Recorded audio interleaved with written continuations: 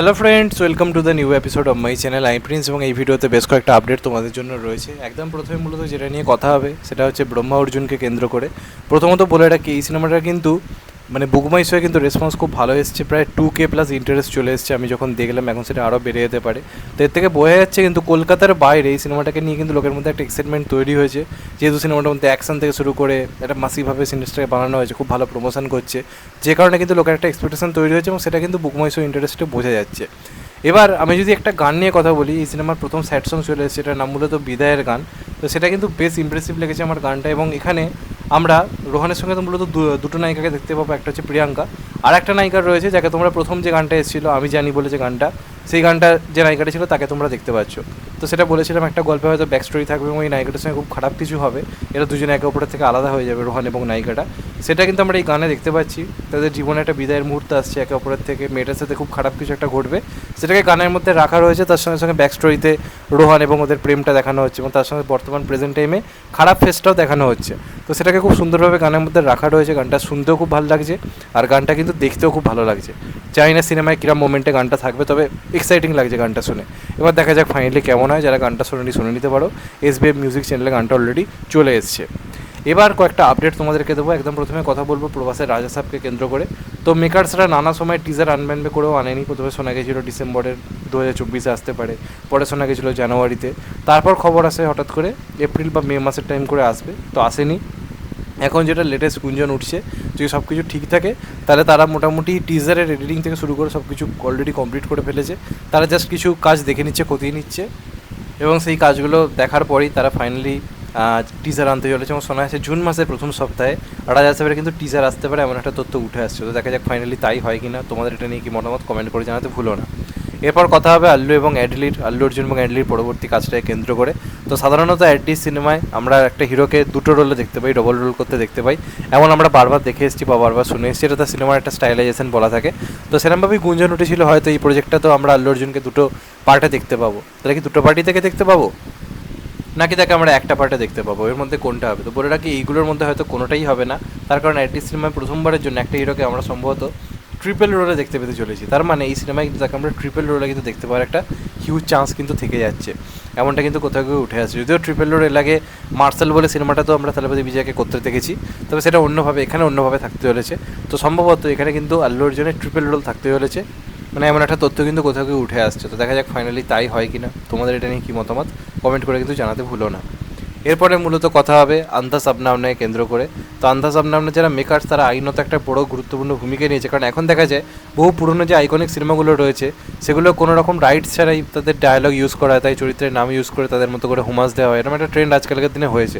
তো এটা যারা মেকার্স, তারা একটা আইনত পুরো একটা সিদ্ধান্ত নিয়ে নিয়েছে যে তাদের পারমিশন ছাড়া তারা যদি কোনো রকমভাবে তাদের পুরনো সিনেমার রাইটস বা কোনো কিছু যদি তাদের পারমিশন ছাড়া ইউজ করে, তাহলে একটা বিরাট পরিমাণ আর্থিক ক্ষতিপূরণ তাদেরকে দিতে হবে। তো তারা পুরোপুরি সত্ত্বটা নিজেদের অধিকারে নিয়ে নিয়েছে। তো ইন ফিউচার তাদের সিনেমার কোনো কিছু কিন্তু কন্টেন্ট ইউজ করার আগে দুবার ভাবতে হবে, এমন একটা সিদ্ধান্ত কিন্তু নিয়েছে, এবং এটা একটা ভালো সিদ্ধান্ত।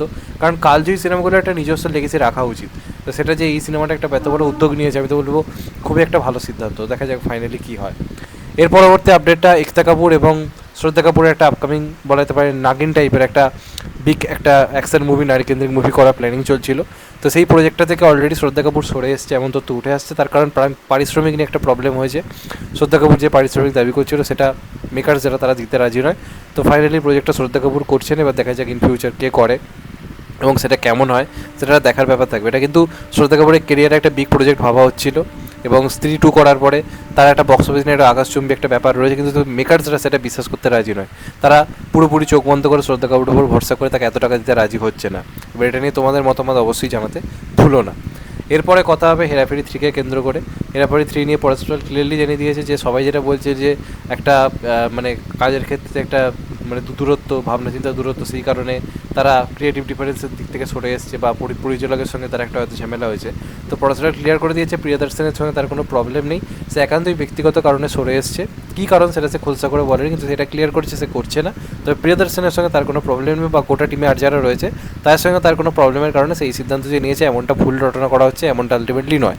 এবার যেটা খুব খারাপ খবর হচ্ছে, পরেশ রাওয়াল বেরিয়ে যাওয়ার পর থেকে এখন গুঞ্জন উঠেছে সুনীল শেট্টিও নাকি এই প্রজেক্টটা থেকে বেরিয়ে যেতে পারে। এরপর খবর আসবে অক্ষয় কুমারও বেরিয়ে যাবে বলছে। দেখো এটা খুব খুশি হব যদি এটা একটা পিয়ার মার্কেটিং হয়ে থাকে। এটা যদি প্রমোশনাল স্ট্র্যাটেজি হয়, যেরকম একটা খবর চারপাশে ছড়িয়ে পড়ছে, এরা কেউ থাকবে না, এরা কেউ থাকবে না, এরই মধ্যে আইপিএলের মাঝে টিজার আসার কথা ছিল। তো এই সব কিছুর মাঝে যদি এই খবরগুলোকে ভুল প্রমাণ করে যদি এরা তিনজনে একসঙ্গে এসে একটা টিজার নিয়ে আসে, তাহলে গোটা ভারত আই থিঙ্ক মানে সব থেকে বেশি আনন্দিত হবে, তাদের জীবনে সব থেকে আনন্দের কারণ হয়ে দাঁড়াবে। সেটা হলেই খুশি হব, কিন্তু জানি না হাওয়া কোন দিকে এগোচ্ছে। আমি ব্যক্তিগতভাবে এটা একটা প্রমোশনাল স্ট্র্যাটেজি হলেই খুব খুশি হব, জানি না সেটা হবে কিনা। এবার এটা নিয়ে তোমাদের মতামত কমেন্ট করে জানাতে একদমই ভুলো না। লাস্ট কথা হবে জিদ্দার 58তম সিনেমা, অর্থাৎ পরবর্তী যে কাজটা হতে চলেছে কেউ বলে ডাকাত কেউ বলে বিপ্লবীকে কেন্দ্র করে। এটা নিয়ে তোমাদেরকে বলেছি যখনই কোনো এক্সক্লুসিভ আপডেট পাবো তোমাদেরকে দেওয়ার চেষ্টা করবো। তোমাদেরকে বলেছিলাম এখানে জিদ্দার অনেক অনেক লুক থাকতে চলেছে, আলাদা আলাদা মেকআপে জিদ্দাকে দেখা যাবে।